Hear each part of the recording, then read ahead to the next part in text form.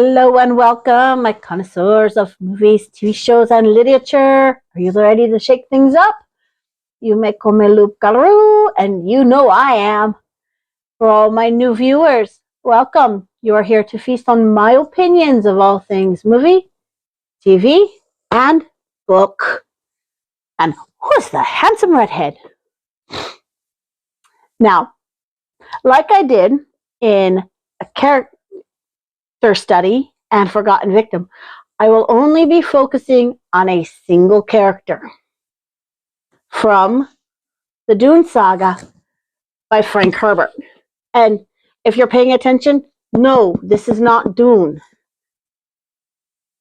This book, standing right here with the cane, is the one I'm talking about. The God's Gift to Women Until He Got Sick, Baron Vladimir Harkonnen. The one all the movies seem to insist on making the most grotesque monster available. When, yeah, he's pretty sick, he's pretty twisted, but he's not the worst character in the series. And he does not deserve to be made the ugliest, specifically since he was from one of the prettiest families in the Landsrod. This is Dune House Harkonnen. This is where you learn where his youngest nephew is born and how he ended up becoming Fade's guardian. Now, like I said, this is about him in the books, not him in the movies, which is fascinating because Vladimir was painted in this book's immediate predecessor, not even painted, blatantly said, in this book's immediate predecessor, House Atreides, he's openly homosexual.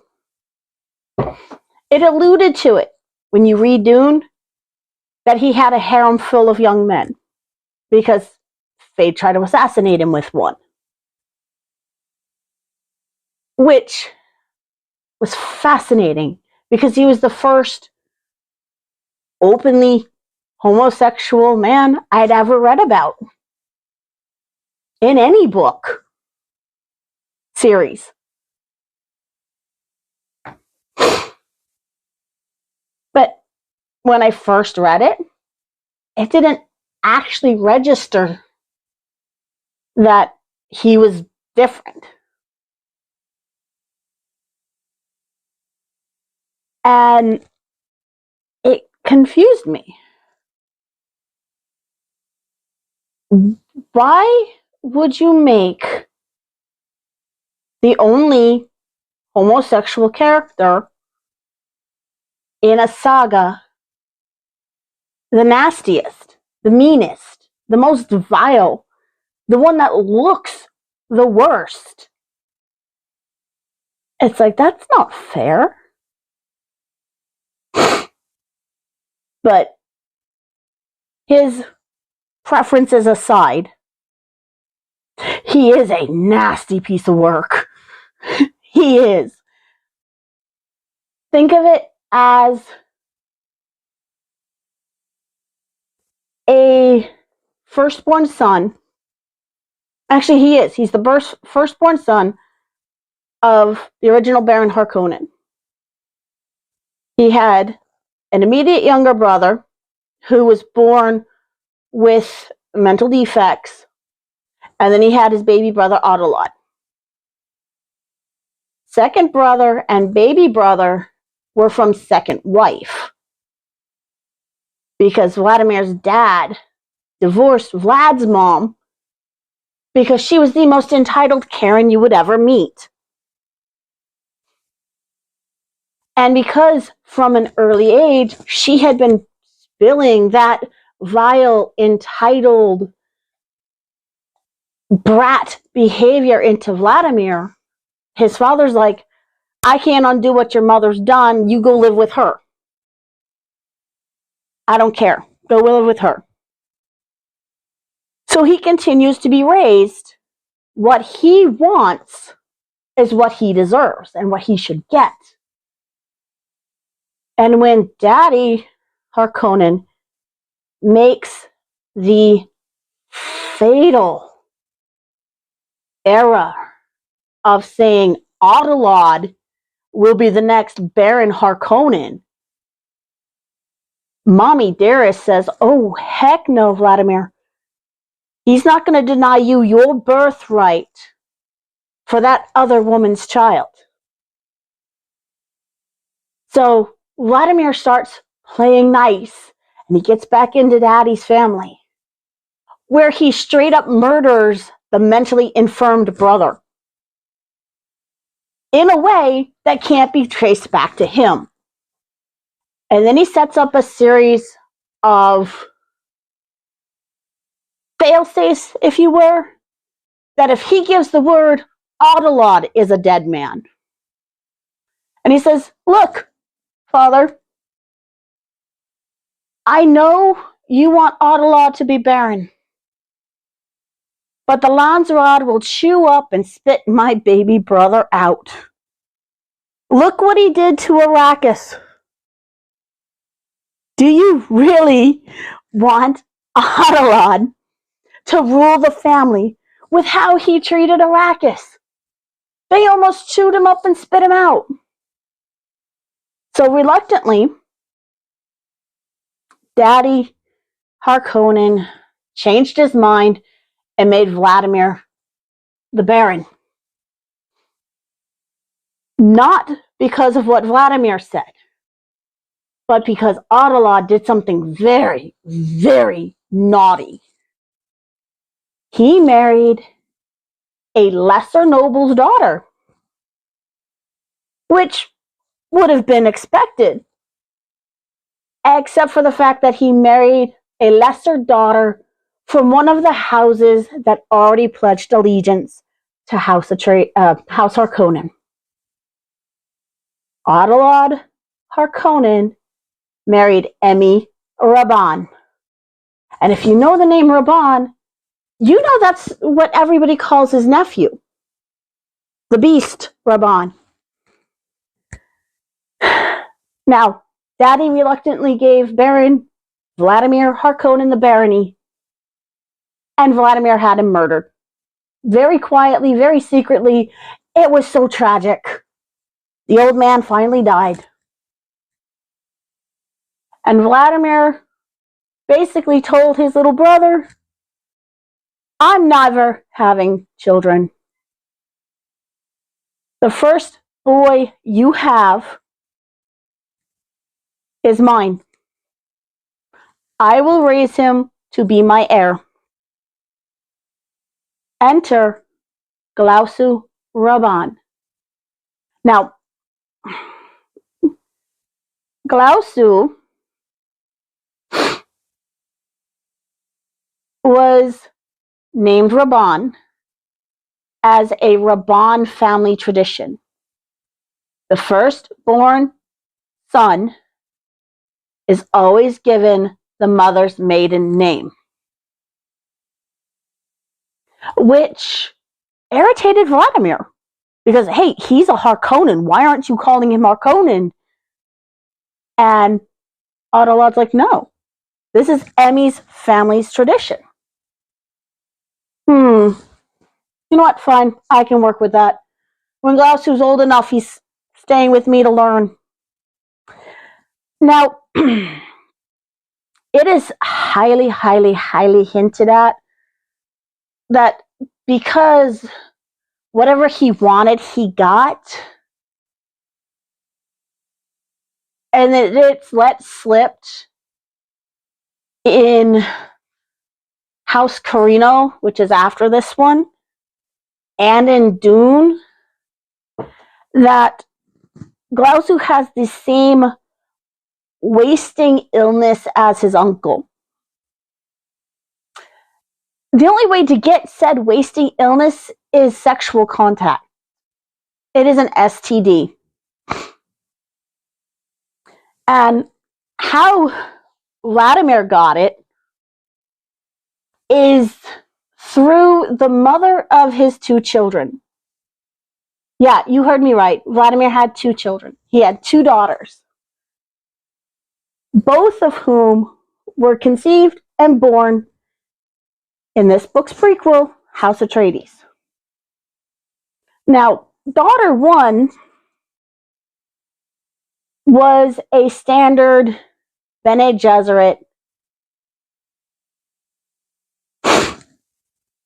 order.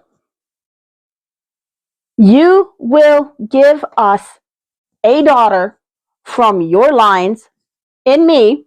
Bear in mind, this is Gaius Helen Mohim, the Emperor's Truthsayer, saying this. For our purposes,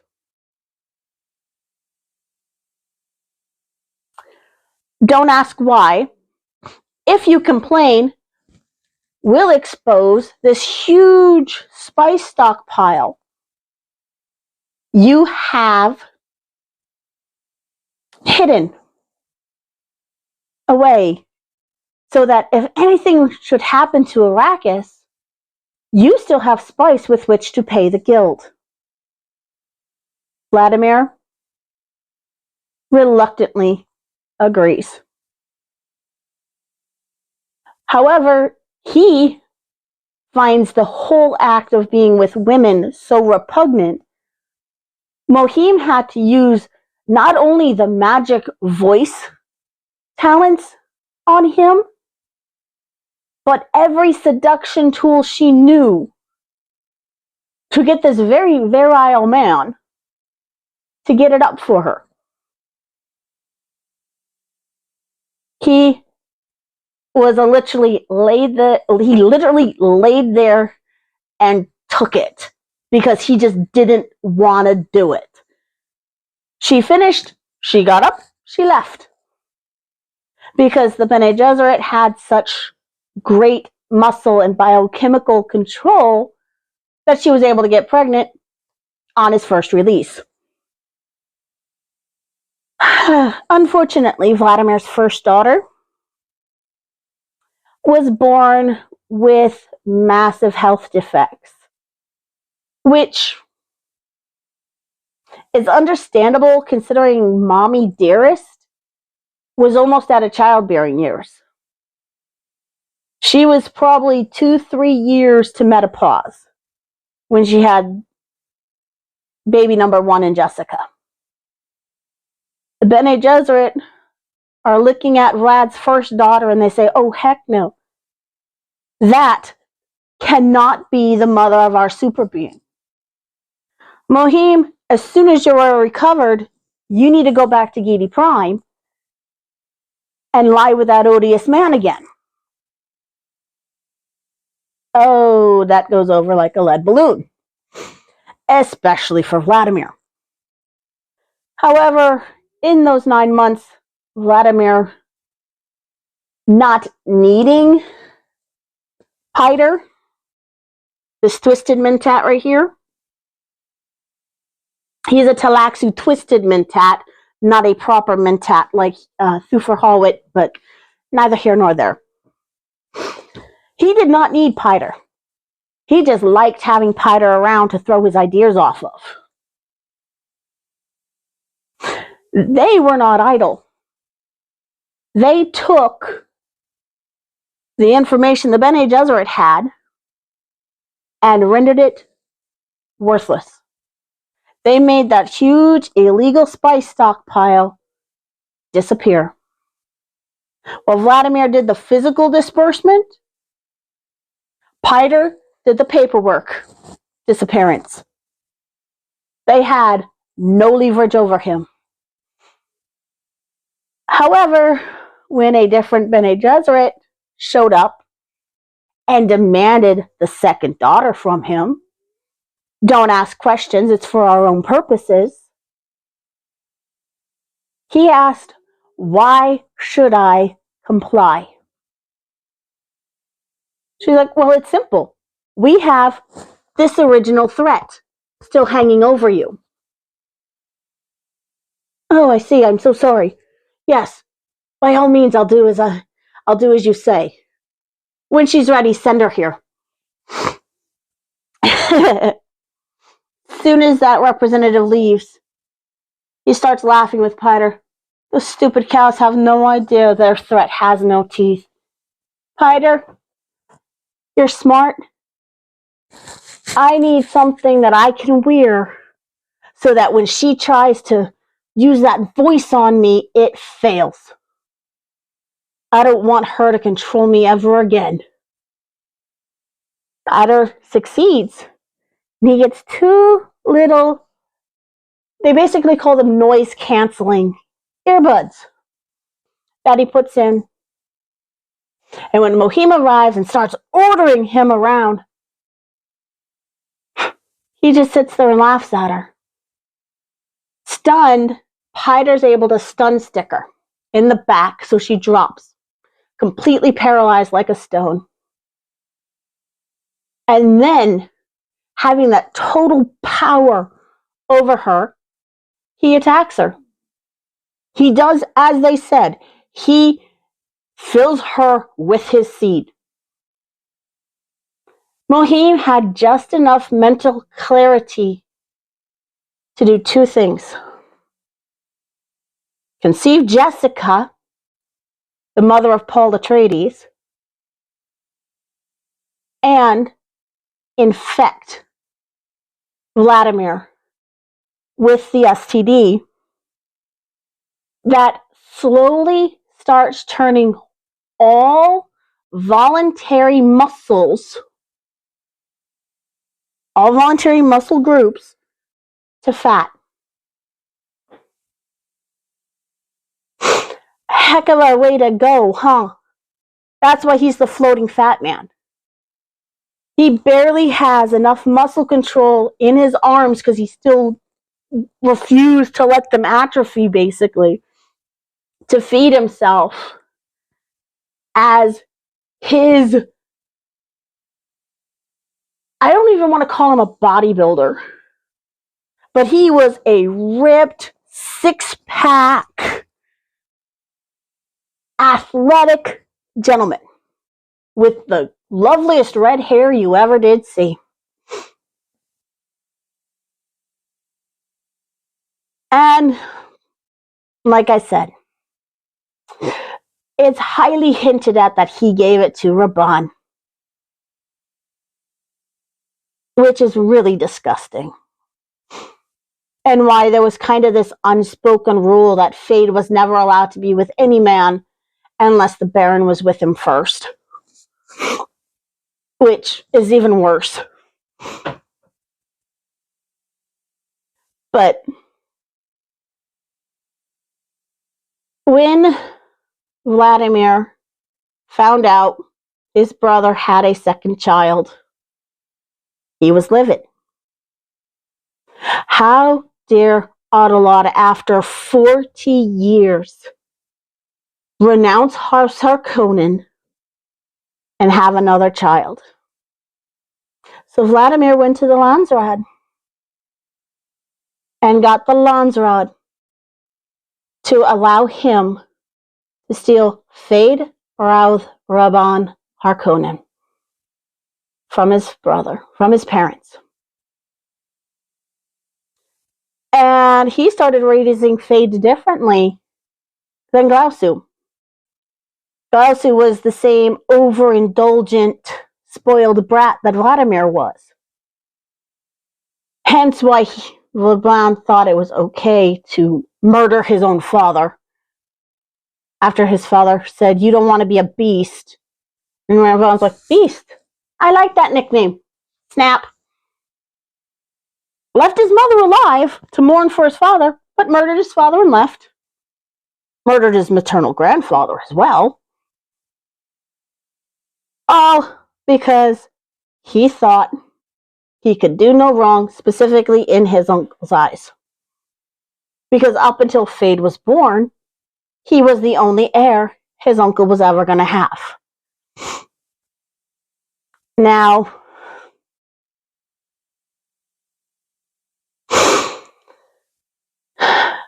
Vladimir found out why he was slowly starting to get aches and pains in his joints, and he was slowly starting to gain weight when he never used to. Dr. Wellington Yueh, yeah, the Wellington Yueh that betrays House Atreides, was dispatched. Now, Vladimir asked the Emperor to please dispatch a Suk doctor to look in on him. So the Emperor went, Yueh, I'm going to dispatch you to Giedi Prime. Yueh's looking him over. Now, bear in mind, this is some 20 years after Jessica was conceived that he's finally getting treated and looked at for what's going on with his health. And Fade is this adorable little toddler. Now, Yueh checks him over, and I don't care how sensitive you are. I'm a big believer. You use the anatomical terms for body parts so there's less confusion. Yueh looks at him, and it's clearly verbatim in the book. Do you use this penis? And Vladimir goes, yes, it's one of my favorite body parts to use. Well, that's your problem. I would have missed this STD if my wife wasn't Bene Gesserit.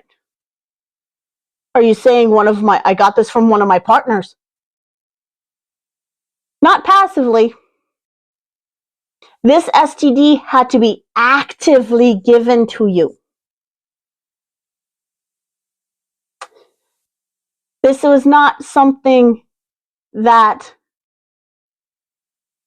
if you're with a boyfriend, you're going to get if the boyfriend's submissive. This had to be forcefully pushed into your system, which is basically what Mohim did. She used her genetics that are at the tip of the tube anyway to infect him straight down his favorite muscle. Vladimir was so mad that he took all the evidence Yueh compiled and went straight to Wilkstein, the training planet of the Bene Gesserit. He was speaking to the current Reverend Mother Superior.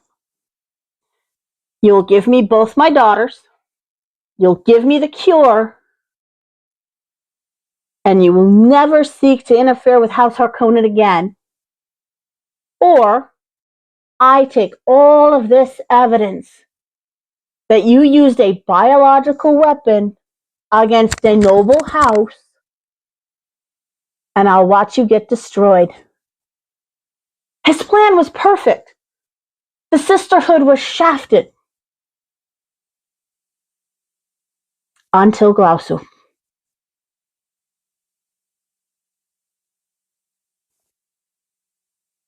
Now,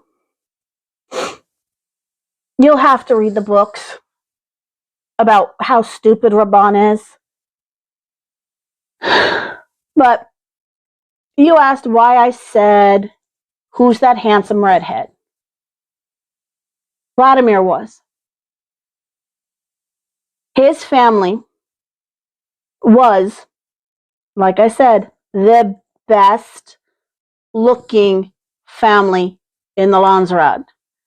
Muscular, fit, red-haired, like Jessica. Jessica's beautiful fair features and her gorgeous red hair come from Vladimir. Because Mohim, poor lady, was never a looker.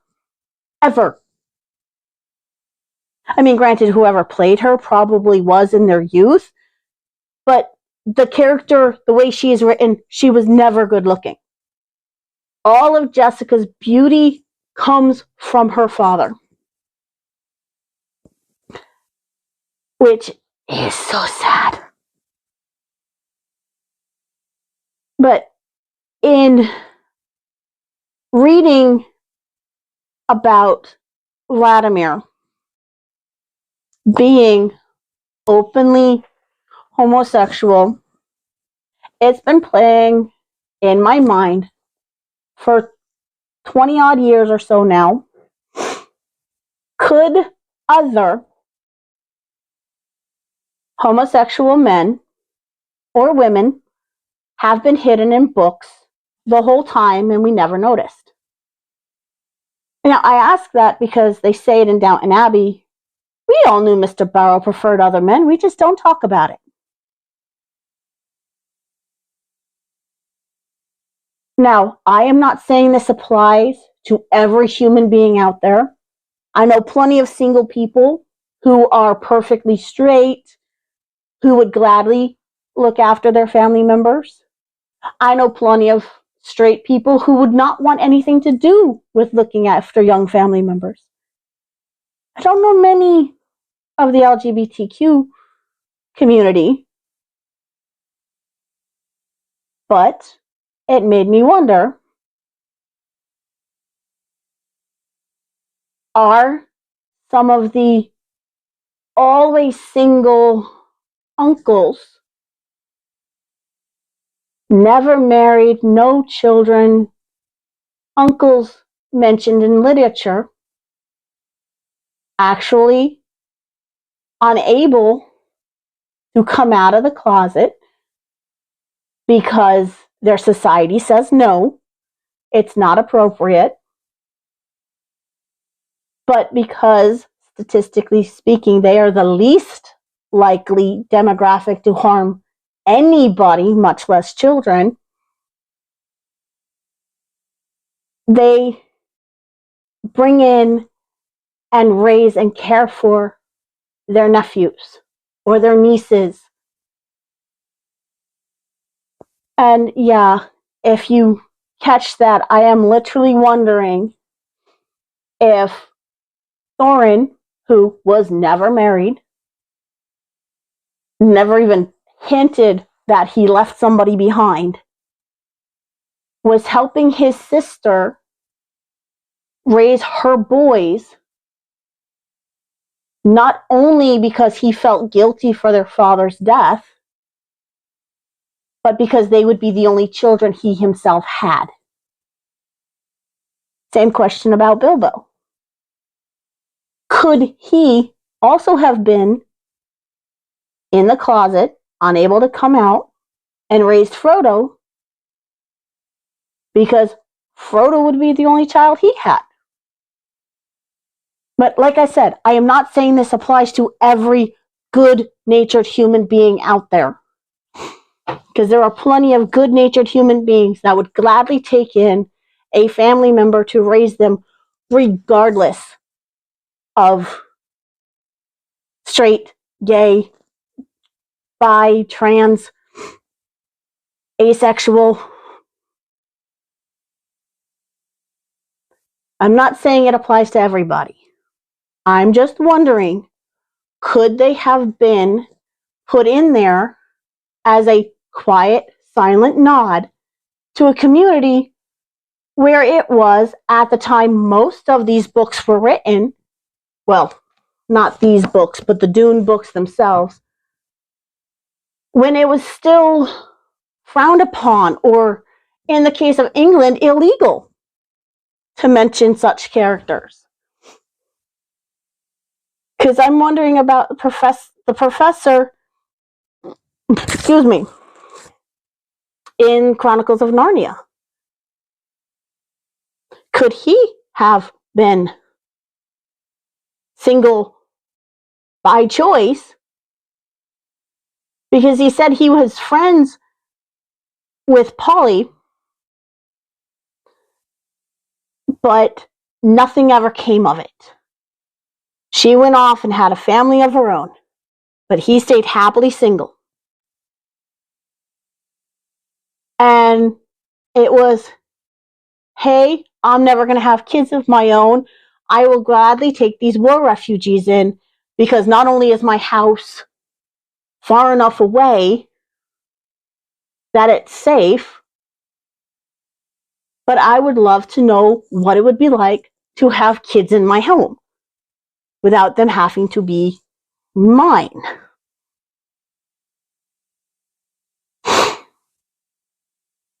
Now,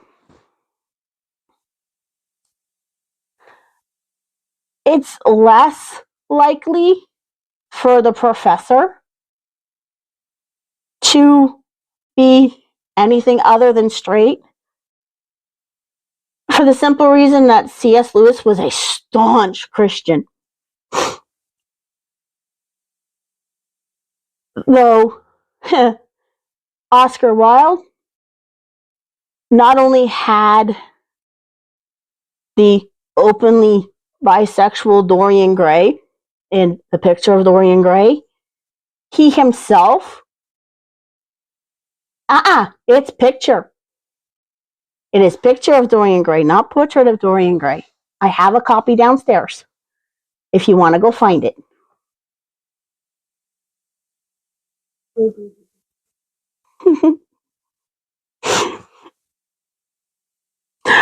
I will bring up both my copies of my Oscar Wilde books that have that in there. He's Picture. Yes. But Wilde himself was open, and he had been convicted of gross indecency for homosexual acts. So there is precedence that they could have been scattered throughout literature, just less overtly. So, could there be, or could there have been, more friendly, less, they are evil writings out there? This question has no canonical answer because the authors, Frank Herbert, C.S. Lewis, they're dead. It's kind of sad. It would have been something nice to ask them back when they were alive. But this question never even came up back then for me.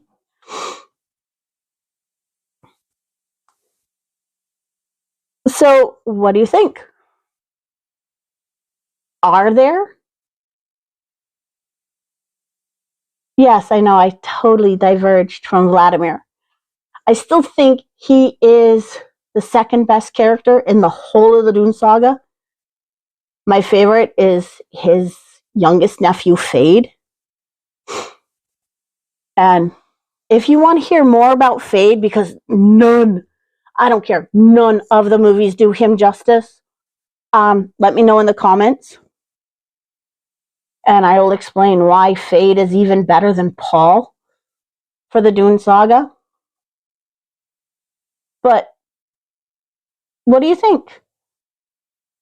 Knowing that this one particular uncle in literature was openly homosexual and taking care of his nephews, granted, he was a horrible, horrible representation of that community.